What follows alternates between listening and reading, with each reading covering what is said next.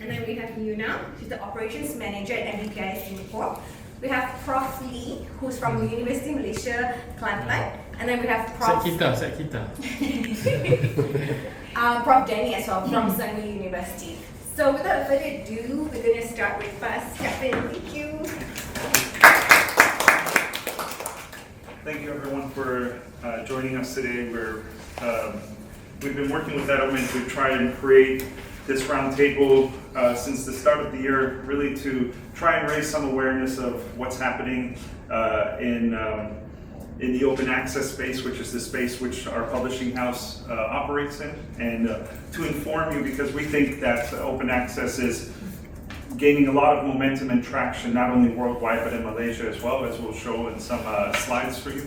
And I think it's an important topic because the Ministry of Education is preparing a blueprint on how funding is going to be and support for science is going to be from 2026 onward. And we're really excited because they've already started to make some very positive moves in the open science space, and we want to continue that conversation and spread more awareness around it, and also gather your feedback and questions, and try to address any questions, comments you may have around the topic as well. So I will take about 15 minutes or so, maybe 20 at max, because I thought it may be worth just giving you a simple introduction on. In my presentation, I'll cover what is open science, and particularly open access. I'll cover open access data in Malaysia, then I'll talk about our company, MBTI, and talk about the collaboration of MBTI with Malaysia. Then my colleague, will share more about our editorial process for about 10 minutes, just to let you know how we process manuscripts within our publishing house. So to begin with, I think I'm doing this wrong, so I'm sorry. What is this one? This one that I'm pressing? Yep. Okay, cool. So what is open science? In one sentence, open science is really a movement to make scientific research, data, and all information accessible to everybody. This has been pretty, in a sense, a paradigm shift in publishing, because back in the day, publishing, as some of you may be aware, was pretty much traditional publishing house, a subscription-based model, and open science really pushed for making that data, those publications, to be made freely available for everyone. Under the umbrella of open science, you have open data, you have open access, which is where we operate, and you have the dissemination of open research. So transparency is a key aspect and a key core principle of open science. So under open science, we have open access. What is open access? It's literally literature that is digital and online, that's freely available, free of charge, and free, this is really important, free copyright for the authors and researchers, as that is not always the case in standard publications. Open access removes price barriers, so you can, if you wanted to access the papers that some of the researchers that are joining us today, such as Professor Ng and Professor Lee, if they publish with us in open access, you, the public, other researchers, their colleagues can go and access these papers free of charge and build on the research and understanding of those papers. You don't have to pay to view them, you don't have to pay to read them. There's no licensing fee involved as a subscription-based model, etc. So open access is really challenging the paradigm of what publishing has been for hundreds of years.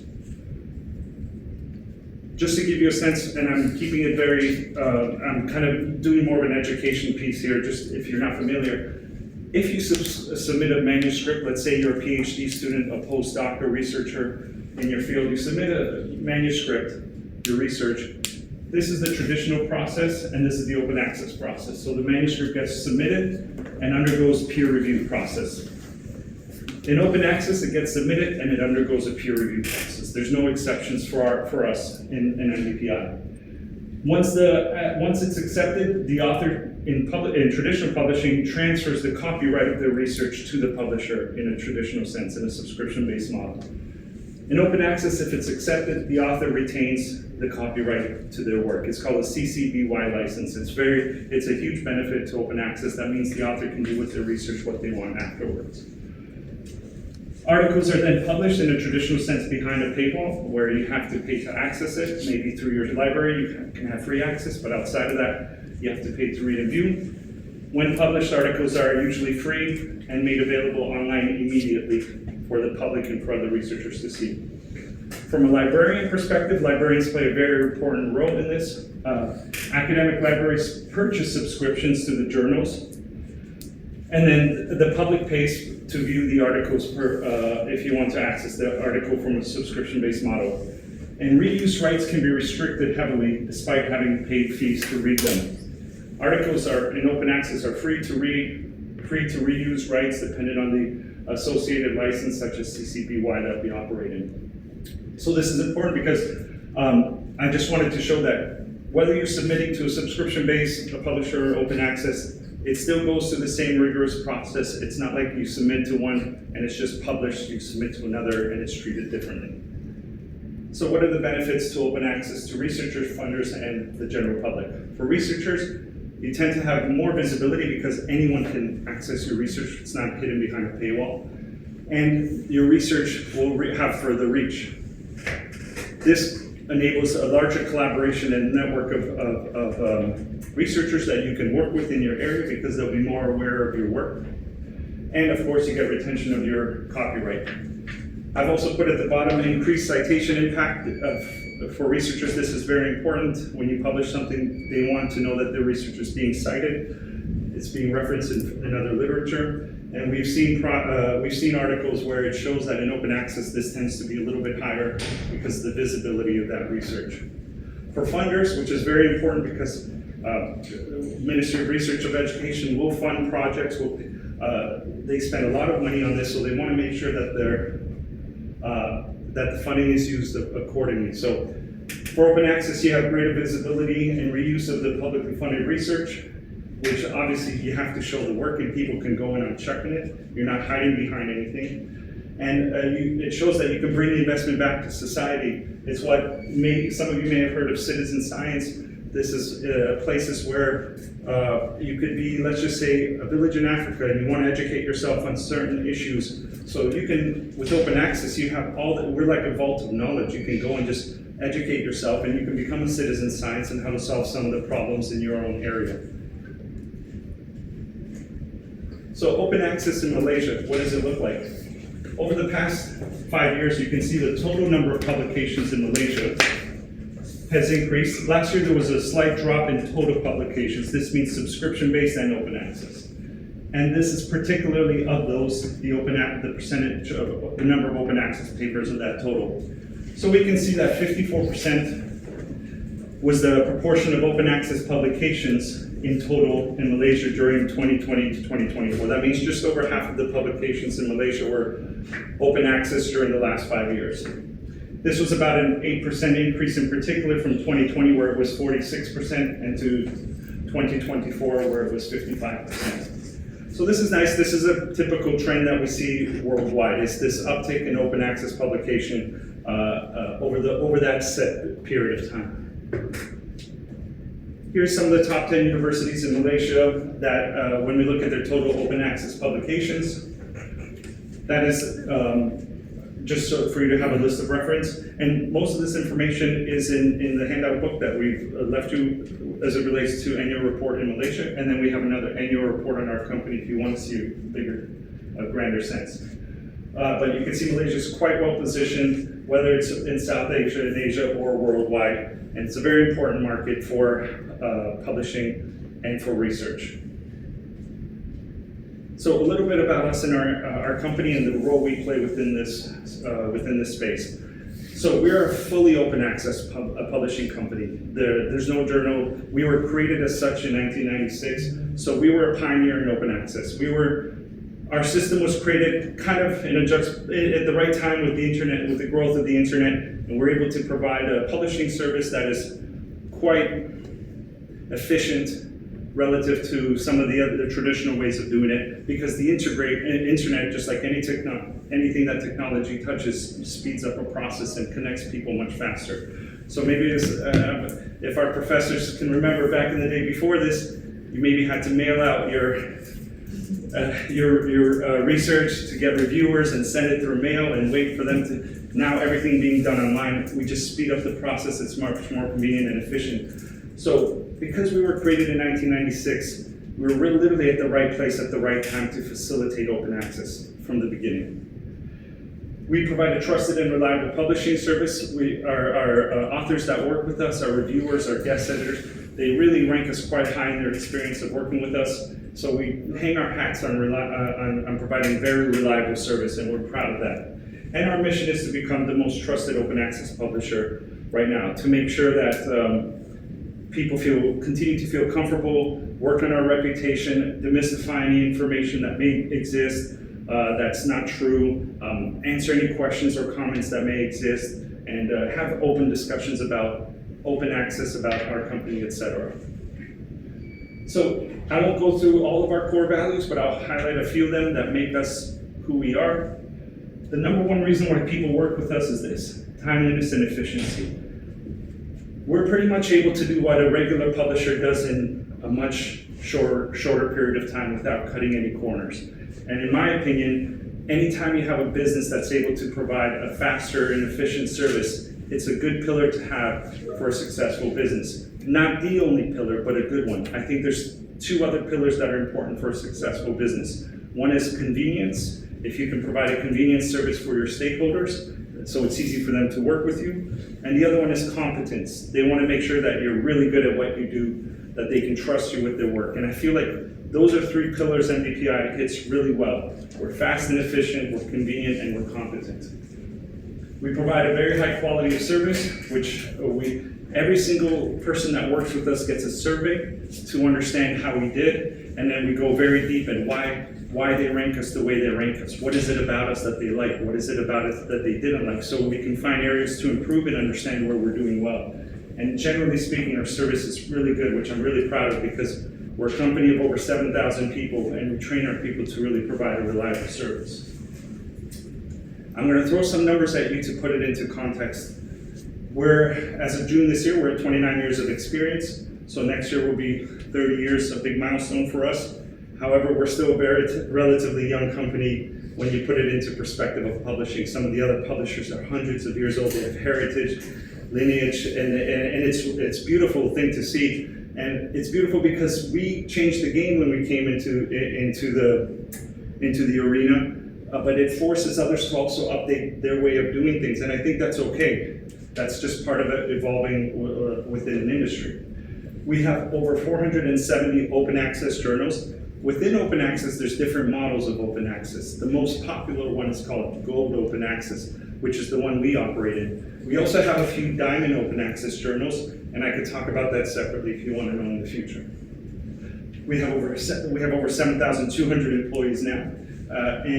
We're affiliated with many societies and organizations. Societies are a really important aspect in the field of research. They're at the core of the research in their fields, and we're very happy to collaborate with some very influential research societies around the world. And we're the #1 fully open access publisher. What that means is that everything we do is in open access. There's other publishers that provide subscription-based and open access, but in the state of a fully open access publisher, we're the largest. I won't get you caught up too much in this, but it's important that I explain just a few of these terms to you, because in academia it's very important. When you have a journal and it gets indexed into an indexing body, that indexing body says that this journal has passed a criteria of qualifications, quality metrics, for us to recognize it as a reputable journal in our field. And we're indexed in over 60, 70 indexing bodies. So if we have a medical journal, it's really important that it be indexed in PubMed or Medline. Those are very niche specific indexing bodies in the field of medicine. Two that are really important are called Web of Science and Scopus. So Web of Science is owned by a company, Clarivate, and they issue what is called an impact factor. An impact factor looks at the number of citations, the quality of the journal. To get a journal into the Web of Science, they have 24 quality metrics that you have to pass. And my assumption here, as I've traveled in many parts of the world, is that impact factor, and please correct me if I'm wrong, is still an important variable. Would you say it is from a researcher's perspective? Yes, in some university, the set KPI are based on the publication, journals based index under Scopus.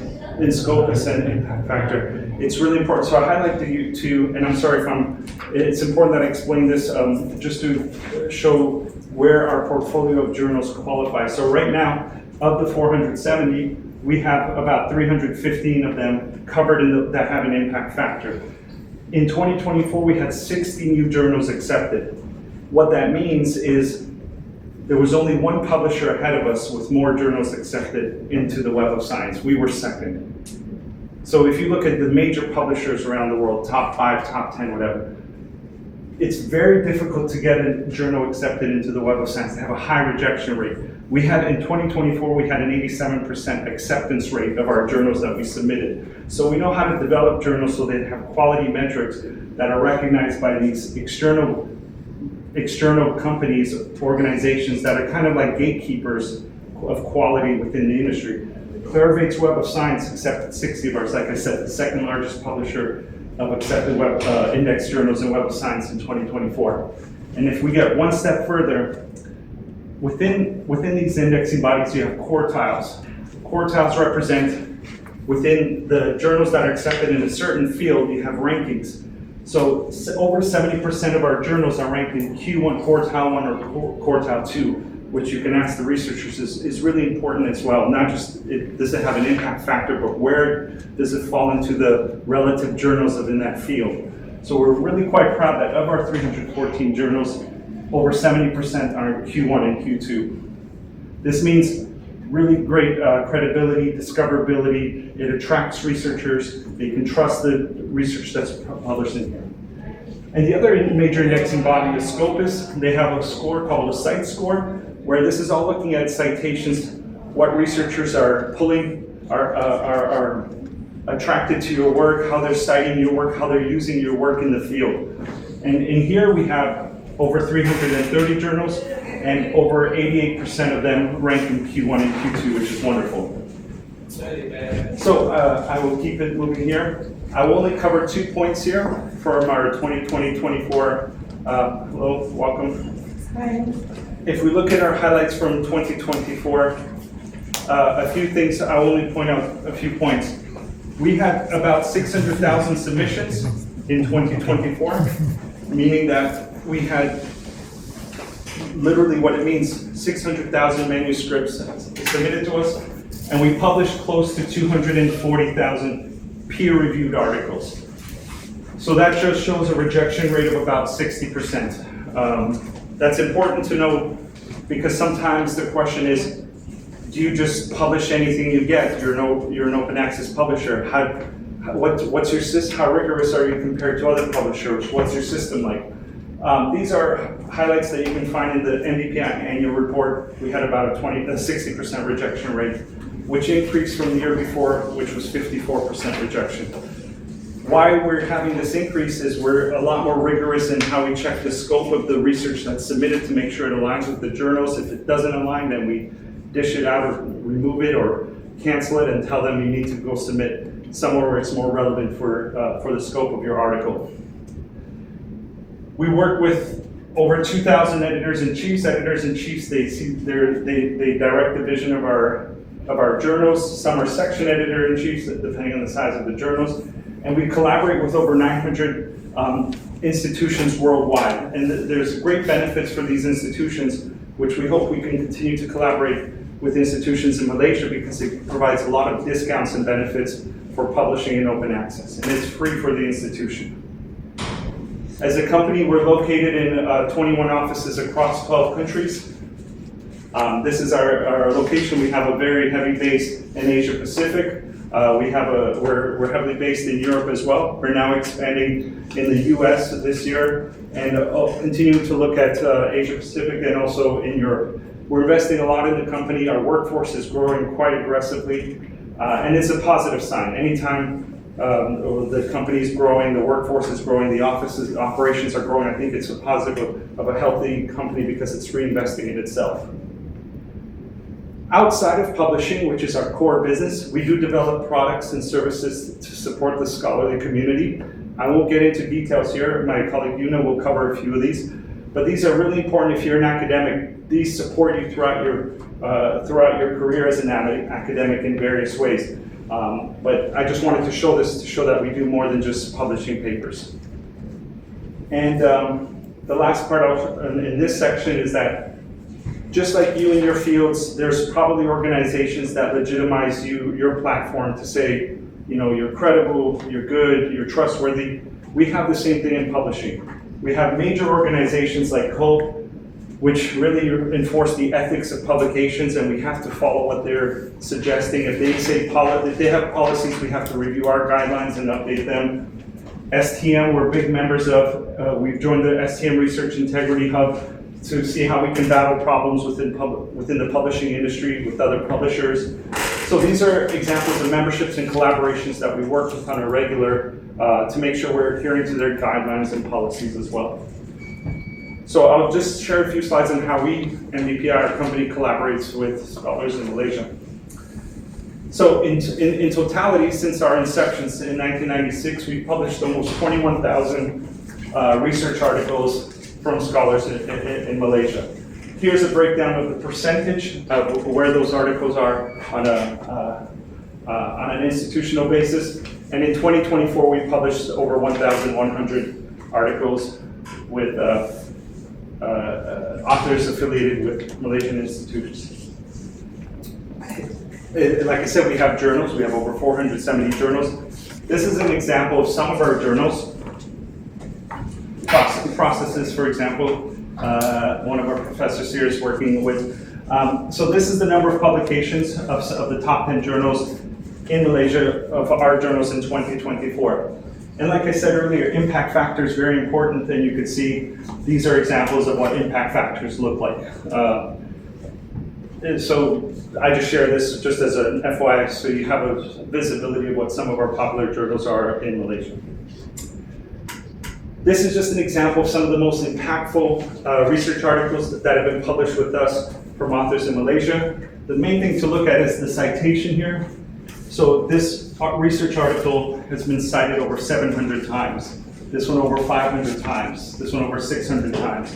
Why I'm showing that this is wonderful news for Malaysian authors when they publish with us. When we say their articles have really great visibility and citation, this is an example of that and what it looks like. And we, of course, have editorial board members. A few of them are joining us today, which I'm very happy to see and thankful for that.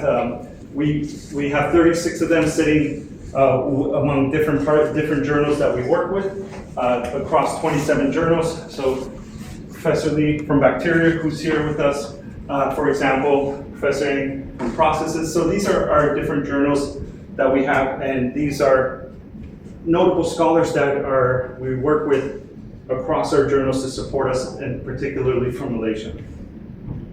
Some of them are obviously quite recognized and renowned.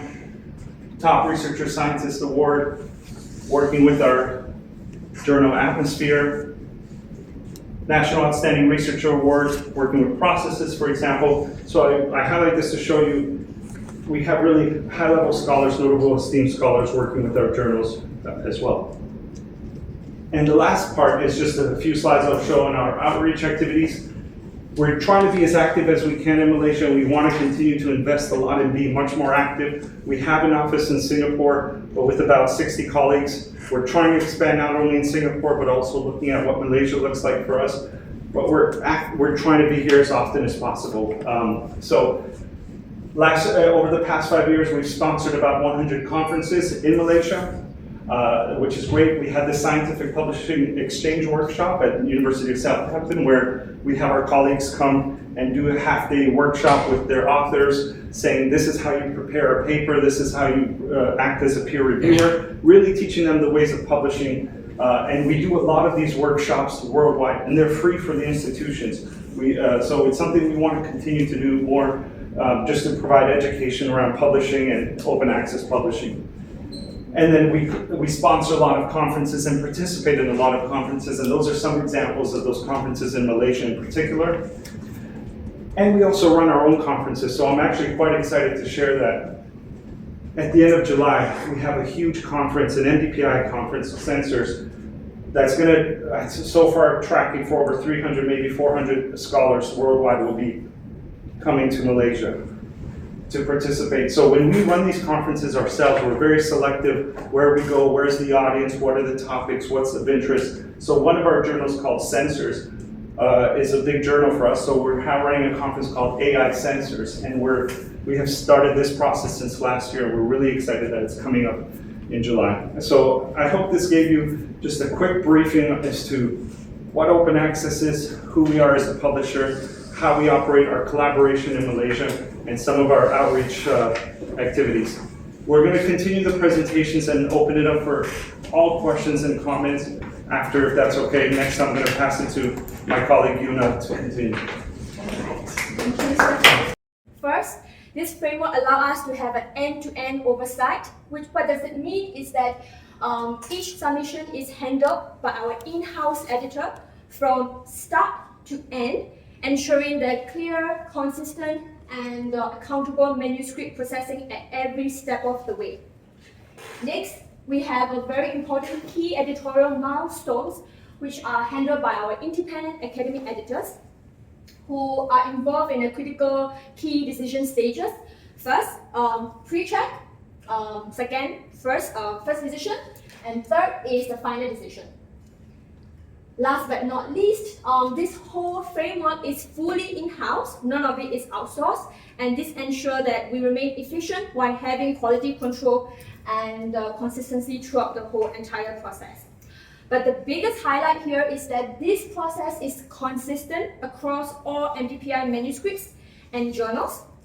And what does this mean is that regardless of what type of paper that you submit to us, be it special issues, topical collections, or regular submissions, all types of paper go through this editorial framework and we follow strictly. So, who are the two key stakeholders that are important in this editorial process? First, peer reviewers. Second, academic editors. So I will talk about both of them. Oh, sorry. So, how does MDPI conduct peer review? We have a few things that we're going to talk about. So the three types of peer review that MDPI has is single blind, double blind, and open review. So most of the MDPI journals practice single blind peer review system. And what does this mean is that the reviewers know the identity of the authors, but the authors do not know the identity of the reviewers. Double blind means that both the authors and the reviewers do not know each other. Open review means that everybody knows each other, and the reviewer response together with the author responses to the reviewers are published openly along with the manuscript publication. So usually, and of course, in the academic sphere, we encourage open review, open identity, because this ensures that transparency in the peer review process and also gain trust from the reader because they can check through the entire peer review process. Yeah. And what are the criteria in the reviewers that we look out for? First, PhD, doctorate degree is the must. We also look out for relevant background and good publication records that is in line with the manuscript's expertise, manuscript field. And we require no conflict of interest with the authors.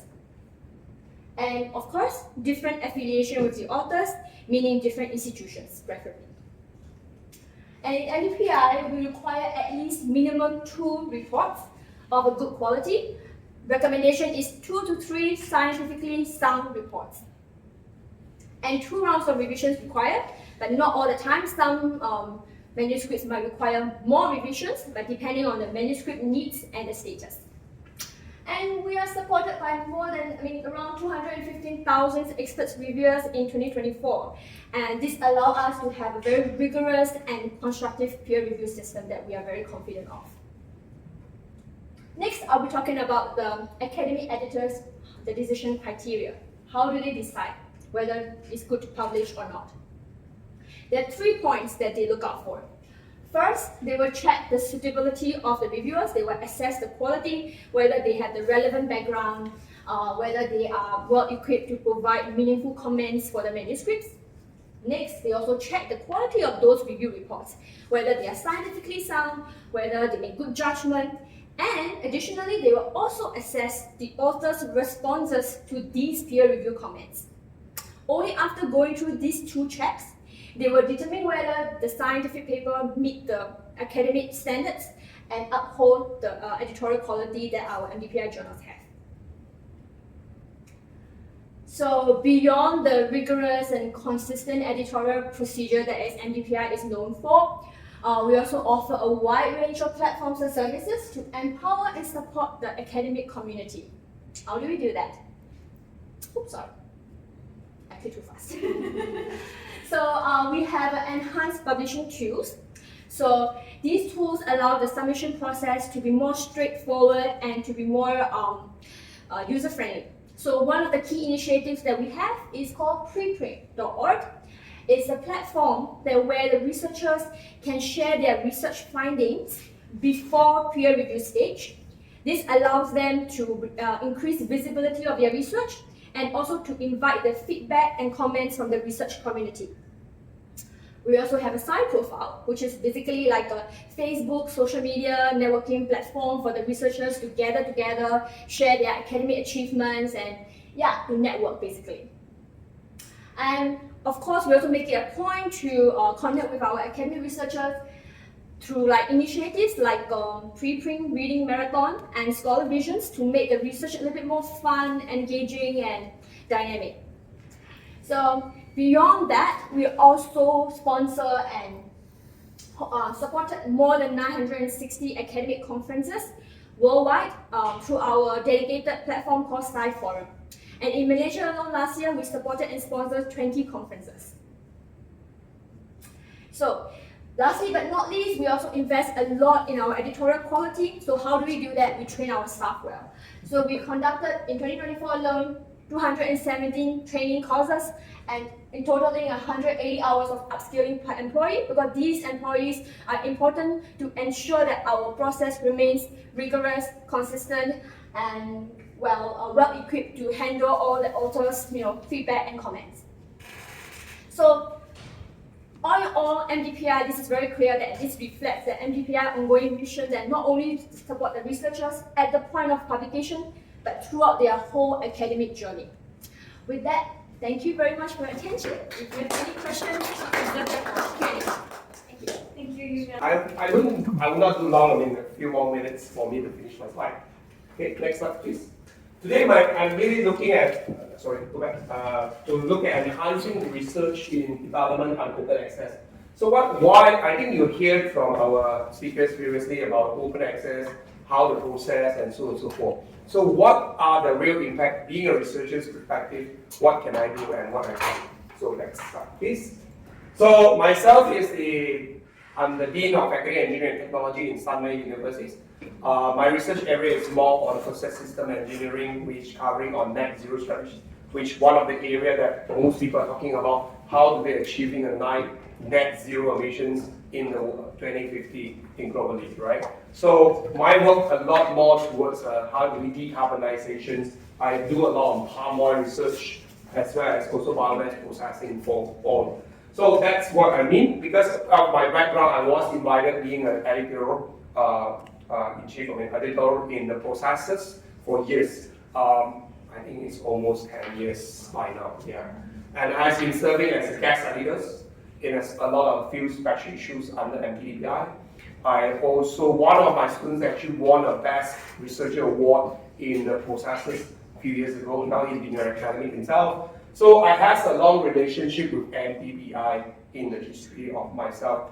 And I do have a lot of engagement at MPDPI, therefore I just had a conversation with Yuna 2 weeks ago, I think. Yes. Yeah, on how do we enhancing the visibility, how do we actually promoting MPDPI globally.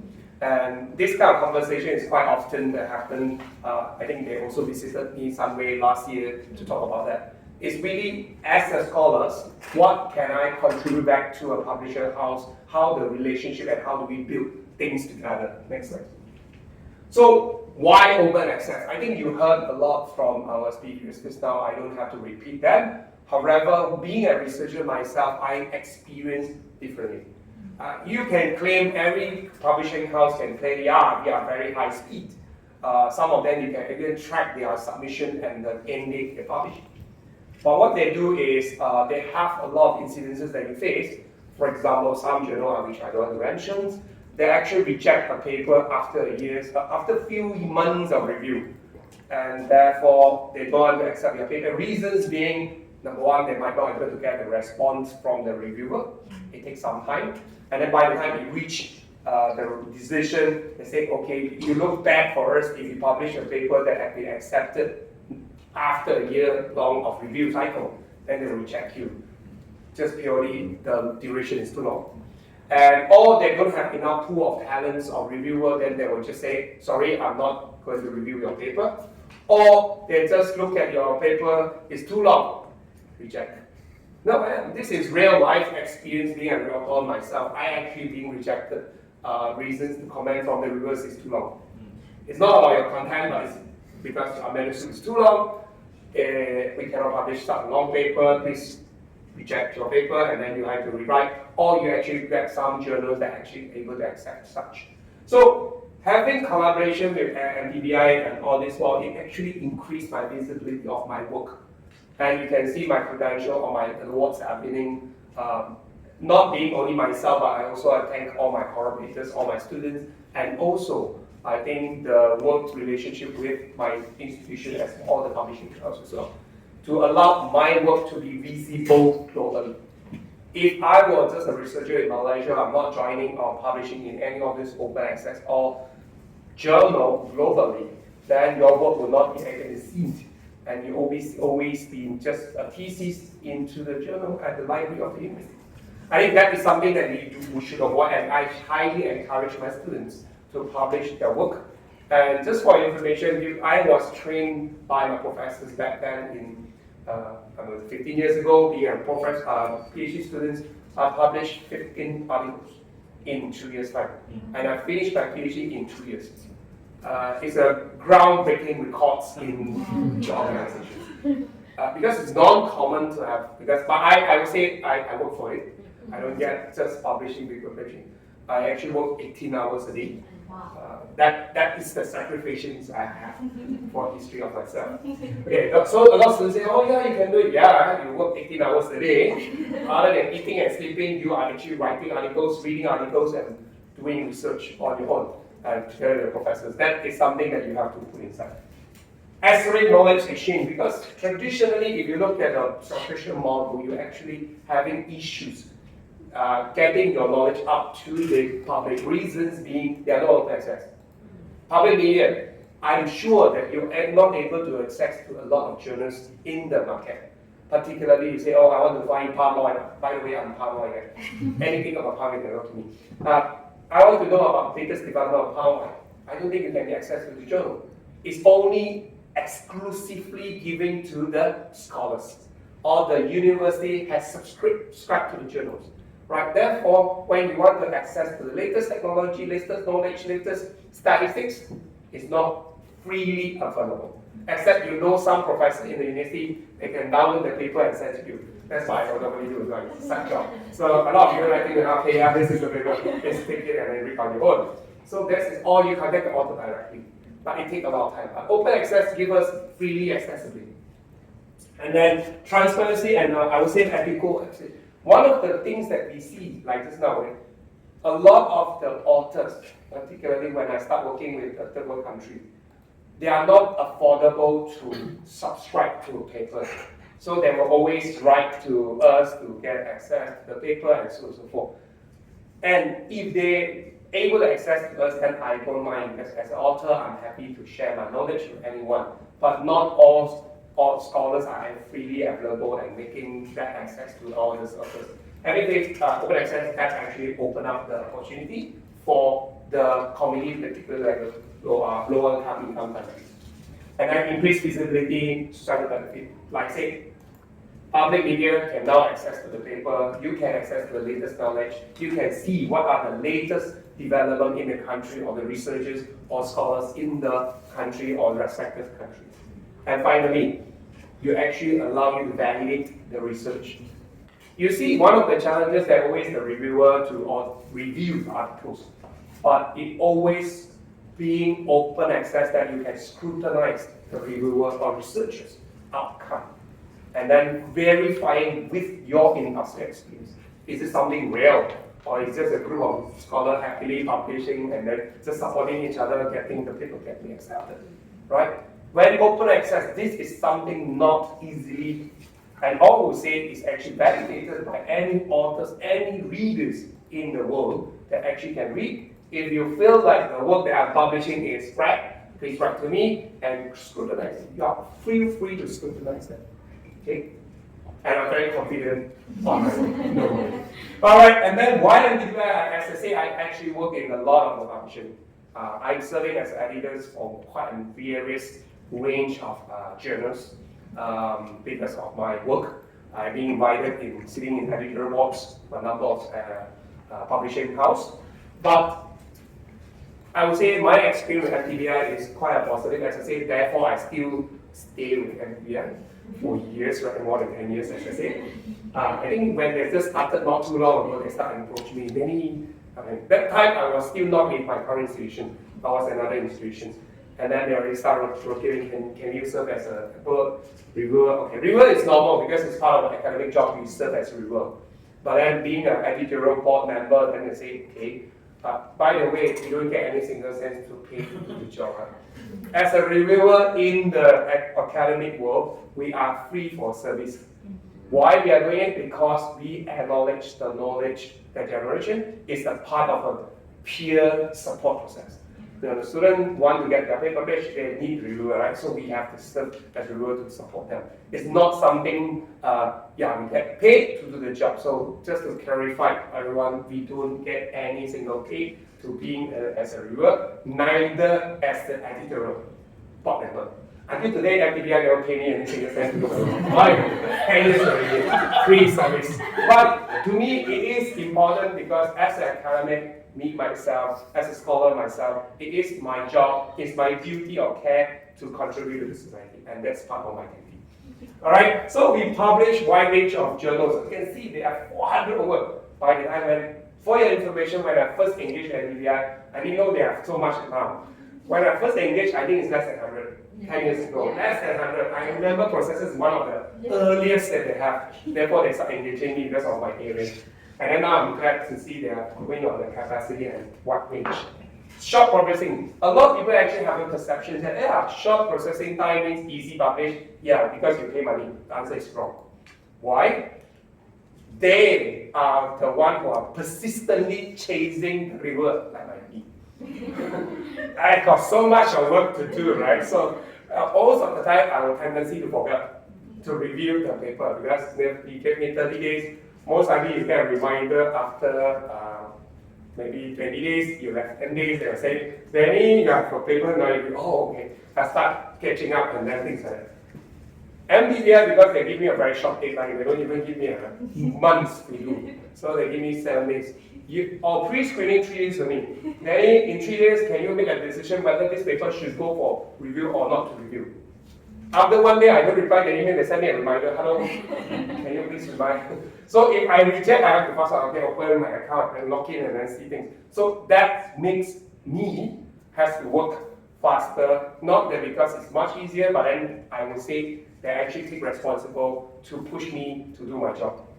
Okay, and because of that, I think they also publish transparency. If you look at the track record on the submission, review, first review, second review, all are actually in the paper consumed. So it tracks the work that is done by each author and reviewer. Now the latest one, they even publish the reviewer name, so I have to give consent to them, saying that Danny Ng is the reviewer, so if I do my proper review, my name is also not the author duty, the reviewer duty, also make sure the work that has been done correctly. I think embrace research ethics. This is also something I learned about MTBI comparing to a lot of publisher house is they put a lot of emphasis in highlighting the importance of research ethics. They run workshops. They have approached me to run few workshops to go into different universities and things like that. This is not just being a published house where you want to publish a journal, it's really talking about research ethics. One of the issues that you challenge that you see in the market nowadays is actually how the researcher just keeping their KPI, getting more paper, and then you got a lot of paper that's useless, right? Therefore, I don't have that many papers now comparing to before because I really keep myself only I think worth publishing, I will submit. Not worth, I will just, okay, you can continue doing your work, well done. Right, I think ethics is extremely important elements in the market, and we need that research ethics. And it's an educational process that we need to teach our scholars, we need to teach our future generation what is called responsible publishing. And finally, high visibility, they do a lot of engagement. You see this now, I think you have shown so much of activity that they are entirely not their responsibility, entirely not their business model. Why they're spending money running a conference? It's not their duty or care. They are publishing house, they just need to continue getting paper, publishing and paper. That's the business model. But why they're doing because of societal development. I think it's sharing of knowledge, engaging is important. And that's what is I just concluded as a I think it's my last slide by the way. I didn't know what they are presenting by the way. I'm actually doing my own slide before this event. I see there are a lot of activities ongoing in MDPI. They're doing a lot of emphasis on running a conference that is relevant. They're actually giving awards. As I say, my student is one of the award winners back here. And then I'm very proud of him. He's now one of the associate professors in one of the local universities. So he really gets benefit actually being a young, I would say, processor and awards. And then he managed to get a free access to the publishing, and then also getting some kind of a monetary for his recognitions. And then you can see there's an award, and then we have so much of not only journals, there are books now, and then we also have the I would say conference proceeding and so on. So I would say MTBI not just a company that I can see a publishing house, but they are just do more than that, and also I would say benefiting a lot of the researchers, scholars like myself, and then I would say that is the company of the I would say the partners that I'm working with at the moment. Thank you. Like professors, you can point them to their direction. Any questions? Or any clarifications that you want to find out more? Okay, if the paper or the journal is rejected by the reviewer, can the author make an appeal or request another peer to review it? Maybe I can take on that question. You can start and I'll answer. In our editorial process, like for the authors do not really they cannot really request for a particular researcher or reviewer. They can make some recommendation, but it's still up to the academic editor at the end of the day to assess the quality and see whether the reviewers are suitable. And in a case where you bring across that is that the reviewer rejects it, we always look out for more than 2 review reports. So that if there are other review reports that come up the same rejection, we will go ahead and reject it if the academic editor is agreeable with that. So that is how we control the editorial quality, and the authors do not really play a huge role in that process. Yeah. I'll just clarify one thing, sorry. When you saw Una present about an academic editor, it's really important to emphasize that that academic editor does not work for MDPI. MDPI is agnostic. We don't make a decision on a paper. When I say 7,000 employees, none of them can decide whether a paper is accepted or rejected. Every paper gets an academic editor or an editorial board member to oversee the review process, and they decide. We just facilitate the process of the manuscript. We coordinate the steps, help communicate with the reviewers, encourage them to participate. At the end, it's an academic editor who does not work for MDPI that decides if a paper is accepted or rejected, and that academic editor, like Una showed, is a specialist in the field of research of that paper. So I just wanted to emphasize that we have no decision-making power. So if that academic editor says two review reports come in and they're both rejected, then he'll say, yes, this should be rejected.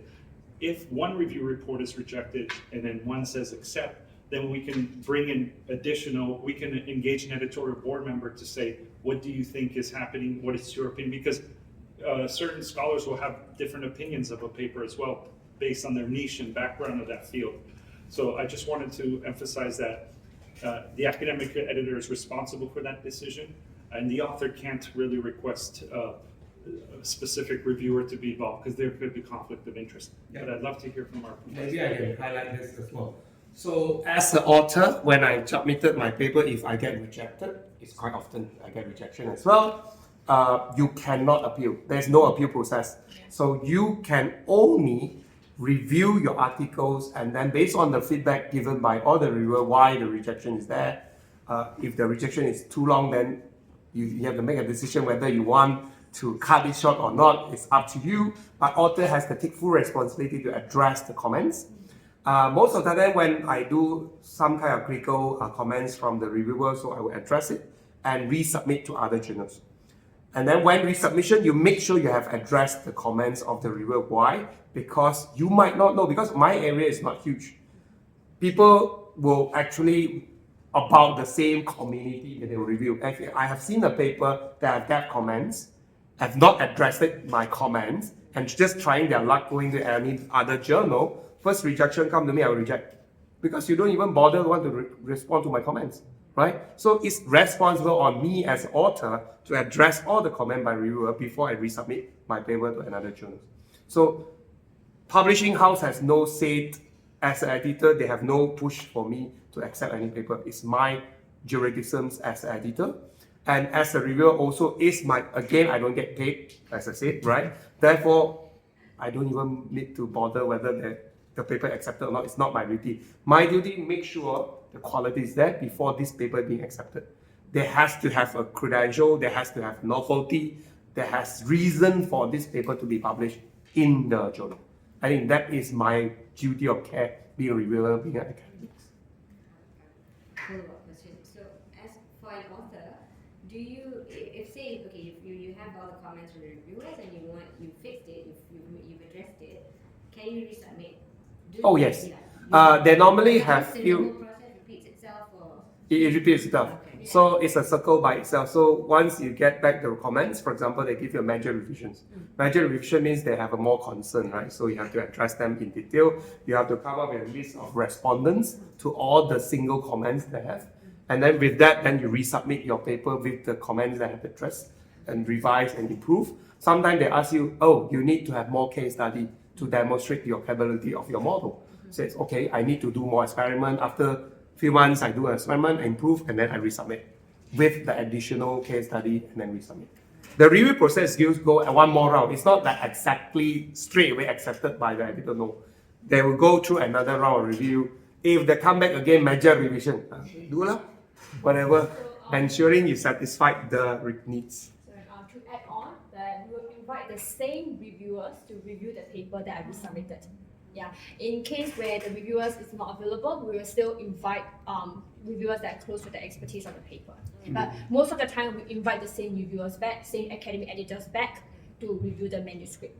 so the author submits, and then the editor decides who the reviewers are. Yes. Okay. And how do you select that info? Are they from the same university? No, they have to come from a database. So normally we will select, as an editor will search, okay, this is the paper about net zero. So normally I know who are the experts in the area. So I start inviting them. If they are not available to review, then we also given a database.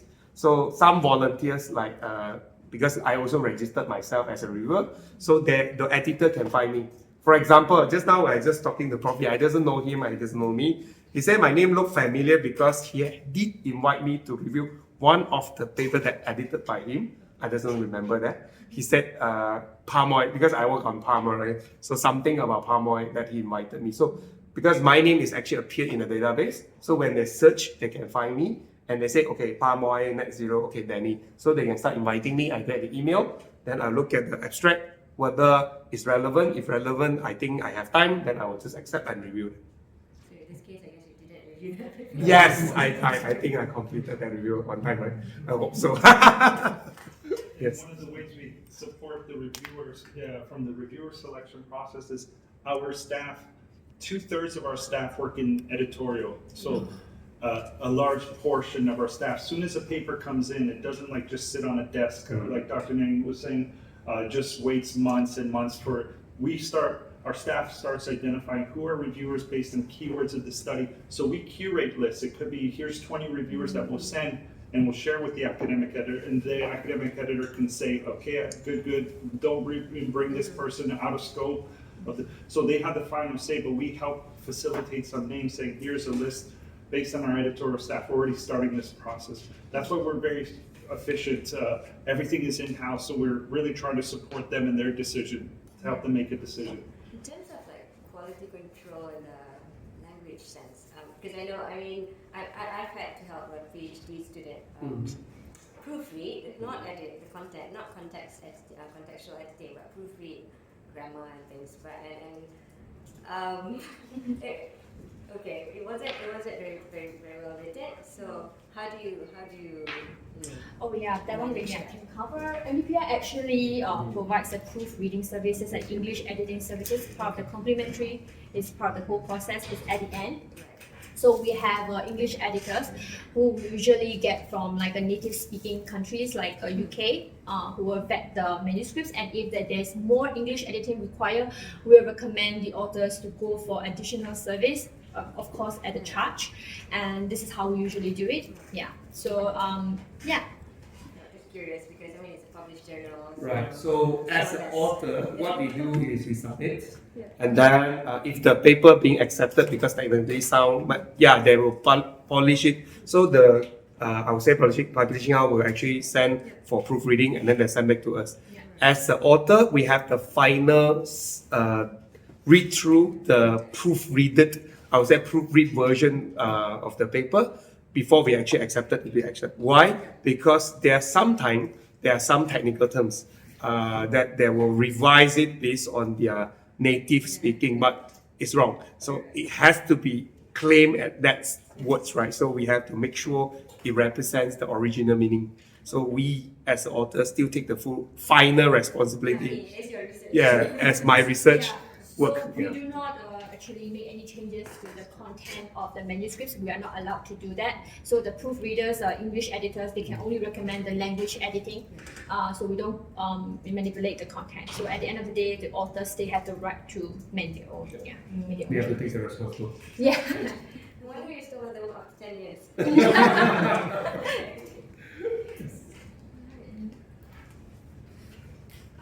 Sorry, I do have another question. So in your experience, how many industry outreach have you received from being published on MDPI's journals? Have you? Because I've noticed that some research are really good, but it doesn't get turned into, or it doesn't get adopted into, in the industry. So how much have you experienced that at all in your life? I see what you say. Thank you for your question. Because NDPI is not only NDPI, any publisher with open access. Anyone can access the publications, then get the knowledge, get internal technicals or anything from the then they can benefit the community, not only for the industry. So when I meet one industry, because my area in aquaculture, so when he managed to invite me to ask me to explain more in detail about my paper, my findings, after reading my publications. So this the benefit sharing the knowledge and also the technology, not only industry to the community as well. For myself, I do receive some kind of invitation to give sharing sessions to even one of the work that I have done is actually net zero palm oil. So the company actually engaged me and asked me for opinions. How do we ensuring that some palm oil is actually being procurement, sustainability, and things like that. So I actually went to give a talk for a company that is a MNCs global, and actually the attendees was attended by the whole ASEAN regions. They come, they understand how they should look at palm oil and what are the things that they do. So obviously, I would say when your paper being out there, open access, when any people that can just search, they want to get the keywords, Google now, a lot of them they're actually directed to all this paper, then they can find it, and then they find it, then they will actually engage us directly. And our profile is actually quite open, I would say. You can get my email online. You can drop me an email if you need anything. So I think the engagement is there. I'm also being invited to sit in the board of trustees last year in the MPOCC. Why? Because of my work in palm oil and things like that, and receiving quite a number of awards also because of the work that I'm doing with the industry and impact to the industry. Yes. Can I add something to that? That's one thing that makes our publishing house very interesting is the starting philosophy of it is that the president and owner of the company, who's also a scientist, a chemist himself, was going through this whole process of publishing and said, well, why is it taking so long to refine reviewers? Why do I got to wait a year or 2 years just to publish a paper? By then my research will be outdated. So he really took it upon himself to say, I can just speed up this process. And one of his founding principles, which we still abide by today, is a very meritocratic approach to publishing, in the sense of we want to give an opportunity for any sound and valid science to be published. It doesn't have to be groundbreaking research.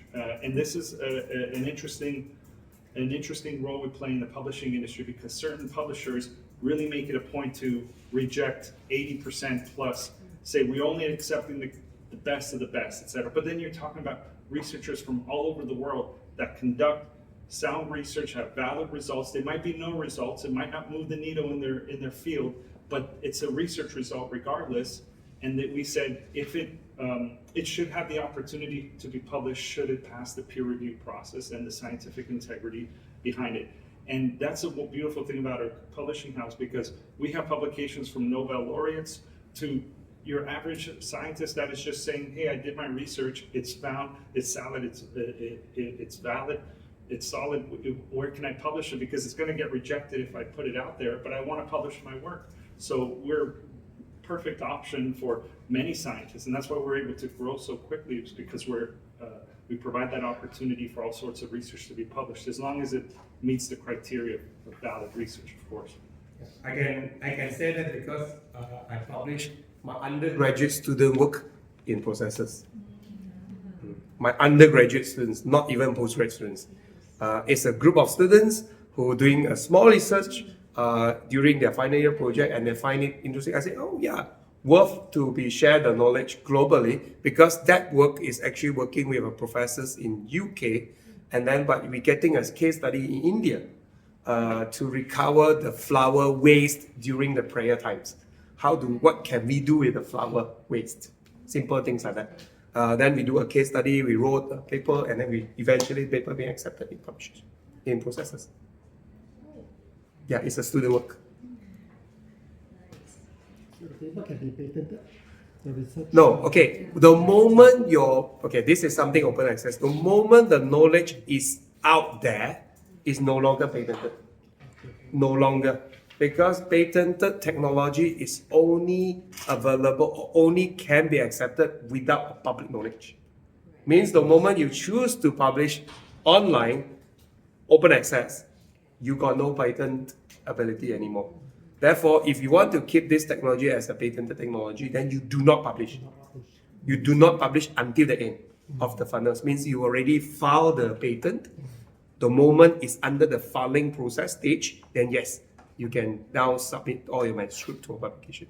But yeah, to me, I do not have any patent until today.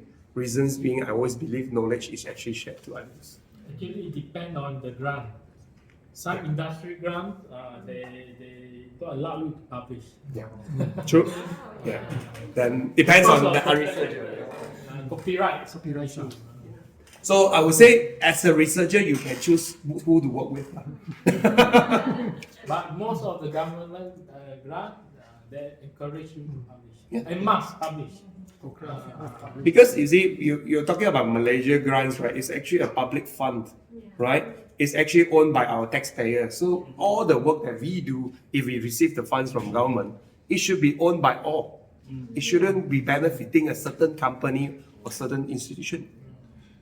Professor Eng makes a very good point because there's countries like, for example, that the U.S. It's called the Nelson Memo, and it's of 2026. They pretty much mandated that any publicly funded research should be made immediately available to the public. What that means is it removes what's called an embargo period for how long the research must be behind paywall before it's made available to the public. They're saying if it's publicly funded, it needs to be made available to the public.